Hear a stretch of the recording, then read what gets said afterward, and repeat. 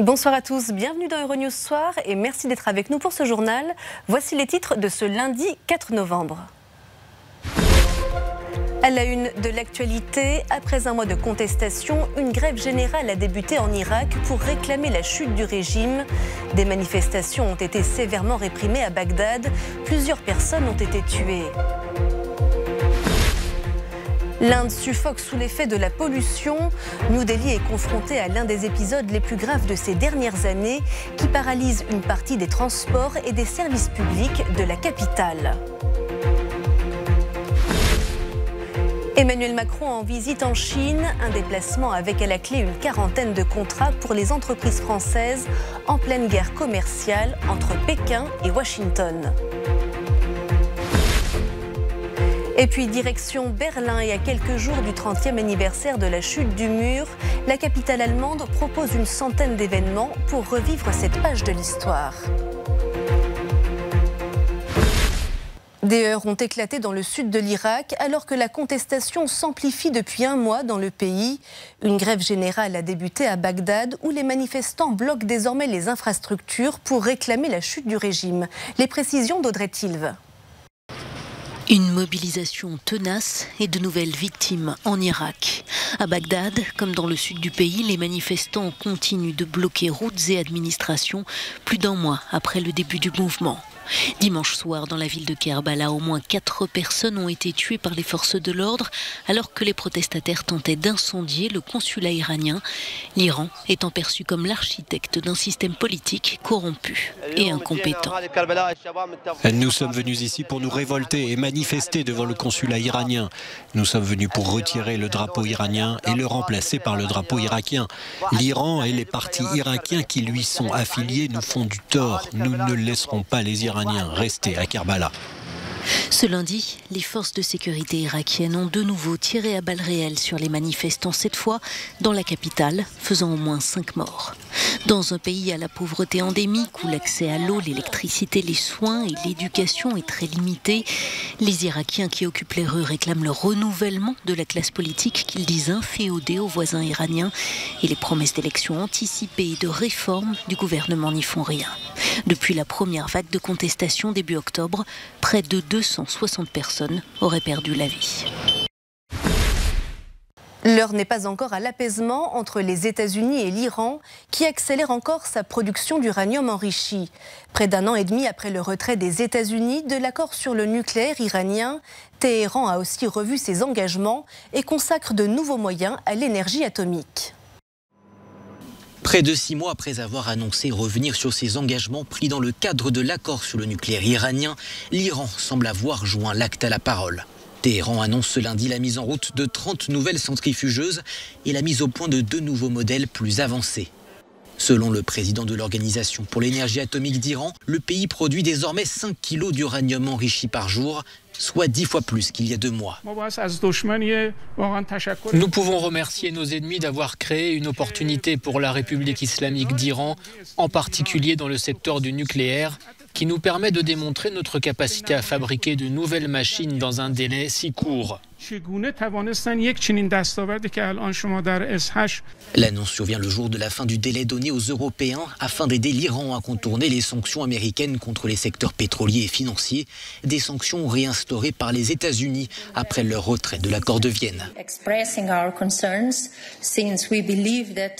Nous avons constamment exprimé nos inquiétudes car nous pensons que cet accord doit être préservé. C'est une question de sécurité, pas seulement pour la région ou pour l'Europe, mais au niveau mondial. C'est un accord international qui a été approuvé par les Nations Unies et nous pensons qu'il doit rester en place. Une lueur d'espoir était apparue lors du G7 à Biarritz lorsque le ministre des Affaires étrangères iranien Mohammad Javad Zarif avait été invité par Emmanuel Macron avec l'accord de Donald Trump. Mais la tentative de médiation fut un échec. Dans un discours prononcé dimanche, le guide suprême iranien Ali Khamenei a réaffirmé son opposition à tout dialogue avec Washington qui chercherait, dit-il, à réinfiltrer l'Iran. Cette annonce intervient un jour particulier dans l'histoire des relations entre l'Iran et les États-Unis. le jour même du début de la prise d'otage à l'ambassade américaine de Téhéran en 1979, qui avait duré 444 jours. 4 décennies plus tard, le dialogue entre les deux puissances semble impossible. Des milliers de personnes se sont rassemblées devant l'ancienne représentation diplomatique américaine dans le centre de Téhéran et dans d'autres villes iraniennes pour clamer leur hostilité à l'égard de Washington. Emmanuel Macron a débuté sa visite en Chine aujourd'hui, un déplacement sous le signe des échanges commerciaux. L'économie chinoise est fragilisée par la guerre commerciale avec Washington. Côté français, plusieurs dizaines de contrats sont en jeu et le chef de l'État veut tenter de renforcer les exportations, Guillaume Petit. Oui, Anne-Lise, il y a clairement des intérêts convergents entre Emmanuel Macron et Xi Jinping. D'un côté, la Chine voit sa croissance ralentir et subit les conséquences de la guerre commerciale avec les États-Unis. Elle a donc tout intérêt à trouver d'autres débouchés. De l'autre, Emmanuel Macron veut surfer sur une tendance positive. Les exportations de la France vers la Chine ont progressé de 11% l'an dernier, selon les statistiques des douanes françaises. Elles sont surtout portées par l'aéronautique. En revanche, les exportations de vin ou de produits laitiers ont baissé et surtout, les Français continuent d'importer depuis la Chine bien plus qu'ils n'exportent. Le déficit français atteint les 30 milliards d'euros par an. Alors, quels sont les domaines dans lesquels Paris veut rééquilibrer les relations commerciales ? Oui, la France espère obtenir des contrats dans les domaines de l'aéronautique, mais aussi de l'agriculture. Première annonce d'Emmanuel Macron aujourd'hui, un accord de protection des indications géographiques protégées doit être signé mercredi. Alors de quoi s'agit-il, Anne-Lise? C'est un label de l'Union européenne qui certifie l'origine des produits européens. Concrètement, cela vise à protéger des produits français comme les vins, les spiritueux ou les fromages, et donc les entreprises agricoles françaises des contrefaçons sur le marché chinois. Et c'est le résultat, je cite, d'une action commune au niveau européen, a déclaré Emmanuel Macron, car l'accord avait été discuté avec le président sortant de la Commission, Jean-Claude Juncker, et la chancelière allemande Angela Merkel en mars, lors de la visite du président chinois à Paris. Le président français mène donc les négociations sous l'angle européen. Il est d'ailleurs accompagné d'une ministre allemande en charge de l'éducation et du commissaire européen pour l'agriculture pour que l'Europe pèse de tout son poids face à Pékin. C'est sous un brouillard épais que se sont encore réveillés les habitants de New Delhi. La capitale indienne est touchée en ce moment par un épisode de pollution majeure qui engendre une paralysie, notamment du côté des transports et dans une partie des services publics. Les explications de Stéphanie Morbois. Des vols annulés, retardés ou détournés au départ de New Delhi, des écoles fermées, des chantiers à l'arrêt. La capitale de l'Inde et ses 20 millions d'habitants continuent de tousser et de se frotter les yeux lundi dans un brouillard de pollution dantesque. Une situation d'urgence de santé publique. Le pic de ces jours-ci est l'un des plus violents épisodes de pollution atmosphérique qu'a connu la mégalopole ces dernières années, souvent qualifiée par des responsables indiens de chambre à gaz. La pollution à Delhi est très importante et ici, à l'aéroport, nous avons du mal à respirer. Nous avons les yeux qui brûlent comme si quelqu'un nous avait mis du piment dedans. La circulation alternée est entrée en vigueur jusqu'au 15 novembre, mais les experts sont très circonspects sur l'efficacité de ce dispositif, utilisé plusieurs fois depuis 2016, notamment en raison de très nombreuses exemptions pour les 2 roues ou pour les conductrices par exemple. C'est extrême. Je viens d'Allemagne et je n'ai jamais ressenti quelque chose comme ça. Je suis arrivé hier et je porte ce masque parce que c'est juste impossible de respirer sans. Vendredi, les autorités ont ordonné la fermeture des écoles et l'arrêt des chantiers jusqu'à mardi à Delhi et sa région. En visite dans une capitale indienne asphyxiée, la chancelière allemande Angela Merkel a promis 1 milliard d'euros sur 5 ans pour des transports écologiques en Inde. Elle a également exhorté New Delhi à lutter contre ce fléau responsable de centaines de milliers de décès prématurés. On jette tout de suite un coup d'œil aux actualités qui ont retenu l'attention de nos voisins européens. O Brasil é uma potência agrícola mundial e está entre os maiores. Nos confrères de la rédaction portugaise s'intéressent au Brésil, où l'utilisation des pesticides suscite la controverse. Le pays figure parmi les puissances agricoles les plus importantes de la planète. C'est l'un des principaux exportateurs de sucre, de café ou encore de soja. Depuis son arrivée au pouvoir en janvier dernier, le président Jair Bolsonaro a autorisé 410 nouveaux pesticides. Les chercheurs de l'Institut national du cancer alertent de leur côté sur l'explosion du nombre de patients touchés par la maladie, en particulier dans le sud du pays. A bolgár kormánypárt győzelmét hozta a polgármesterválasztás második fordulója Szófiában és több. Le bureau hongrois d'Euronews a suivi les élections locales en Bulgarie. Le parti du Premier ministre Boyko Borisov aurait remporté les élections municipales dans plusieurs villes, dans la capitale Sofia, mais aussi à Plovdiv et Varna, d'après les premières estimations.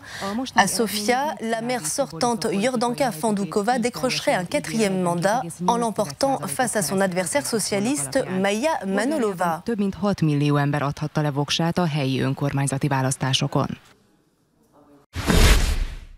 En Roumanie, le gouvernement a obtenu la confiance du Parlement, un gouvernement minoritaire présenté par le libéral Ludovic Orban. Cette approbation met fin à une crise politique qui retardait la formation de la nouvelle Commission européenne. Le nouveau cabinet a été entériné de justesse, avec 7 voix de plus que le minimum requis de 233 votes. Il succède au gouvernement des sociaux-démocrates majoritaire au Parlement, renversé le 10 octobre dernier. Un candidat roumain pourra désormais être désigné au poste de commissaire européen. Les prochaines élections législatives sont prévues d'ici 1 an. C'est la récompense la plus prestigieuse de la littérature francophone. Le prix Goncourt a été décerné au romancier Jean-Paul Dubois. Et cette année, les jurés ont privilégié des finalistes au parcours confirmé plutôt que des premiers romans. Le sourire d'un homme heureux, ému et quelque peu surpris. Jean-Paul Dubois est le lauréat du prix Goncourt 2019. Tout arrive, hein. Non, mais c'est adorable. Et puis voilà, ça... Je ne suis pas fait pour ce genre de choses. Déjà, en tête-à-tête, c'est difficile, mais là, c'est quasiment impossible ce qu'ils m'ont demandé. Jean-Paul en haut, Jean-Paul à la fenêtre. C'est avec son roman intitulé « Tous les hommes n'habitent pas le monde de la même façon » que le Toulousain de 69 ans, écrivain discret et populaire, a remporté le plus prestigieux des prix littéraires du monde francophone. C'est un roman bouleversant et nostalgique sur le bonheur perdu. L'ancien journaliste a déjà été couronné par le prix féminin en 2004 pour son roman « Une vie française ». Direction Berlin, à quelques jours seulement du 30e anniversaire de la chute du mur. Les scènes de liesse sont restées gravées dans les esprits, mais la capitale allemande propose de nombreux événements pour revivre ce moment historique. Maxime Bios-Duplan. Un arc-en-ciel de 100 000 banderoles avec des messages d'amour et de paix déployés au cœur de la capitale allemande, devant la porte de Brandebourg, pour lancer les célébrations du 30e anniversaire de la chute du mur de Berlin. L'installation est l'œuvre de l'artiste Patrick Schörn, basé à Los Angeles et spécialiste de ce genre de sculpture en mouvement. Cette semaine, Berlin se transforme donc en un gigantesque site d'exposition et d'événements en plein air. Plus d'une centaine d'événements vont avoir lieu sur 7 sites historiques de la chute du mur et les visiteurs vont être invités à apprendre, se souvenir, débattre et célébrer.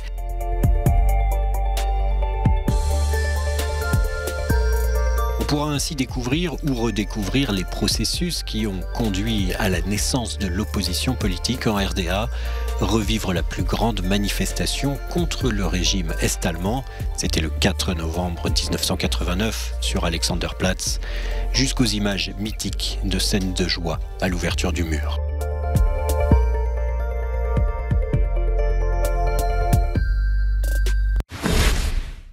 C'est la fin de cette édition préparée par l'équipe francophone. Merci à vous de l'avoir suivi. L'actualité continue sur notre site et sur notre antenne. Très belle soirée à tous.